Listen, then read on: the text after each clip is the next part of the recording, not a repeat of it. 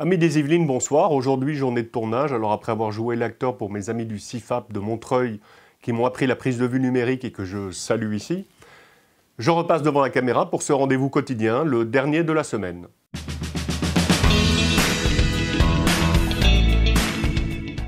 Les parcs naturels régionaux ont 50 ans. Le premier a été créé au bord de l'Escaut dans le Nord en 1967, mais c'est dans celui de la Haute-Vallée de Chevreuse que la Fédération des parcs régionaux de France a choisi de se rendre avec la secrétaire d'État chargée de la biodiversité pour fêter cet anniversaire.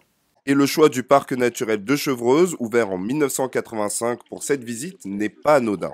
Notamment car il aide les commerces de proximité comme Lily des Bulles, un savon écologique confectionné par une habitante de la région, ou encore la bière Vol Céleste de la vallée de Chevreuse. Donc tout ça, ce sont des actions qui sont menées dans les parcs naturels régionaux. Chacun a sa spécificité, parce que le territoire est différent, mais des actions qui montrent la pertinence d'être classés parcs naturels régionaux sur des territoires en difficulté et souvent des territoires ruraux. Retour à présent sur l'affaire de l'abattoir de Houdan. Alors après un sujet sur la manifestation des éleveurs et des élus qui défendent cet abattoir et sa nécessité pour l'économie locale, TV Fil 78 a décidé de donner la parole à Catherine Elayel, coordinatrice de la manifestation qui a eu lieu hier, pour protester contre les méthodes dénoncées par l'association L214.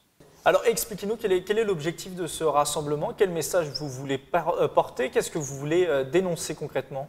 Alors en fait le message au départ il devait être un message purement symbolique, c'est-à-dire que l'on soit végane, végétarien ou omnivore ou peu importe, ce qu'on voulait avant tout dénoncer c'est toutes les violences qui sont exercées sur les animaux dans les abattoirs, que les gens arrêtent de penser que c'est exceptionnel parce qu'en fait il n'y a pas de mort douce et il y a toujours des violences dans les abattoirs.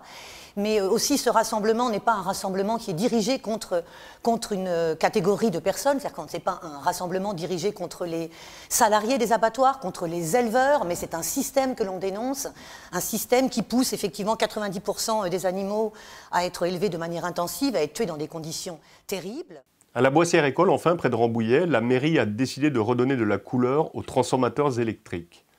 Ceux-ci avaient été tagués et le maire, Anne-Françoise Gaillot, a décidé de faire appel à l'artiste Coralie Guerlache pour leur redonner de la couleur.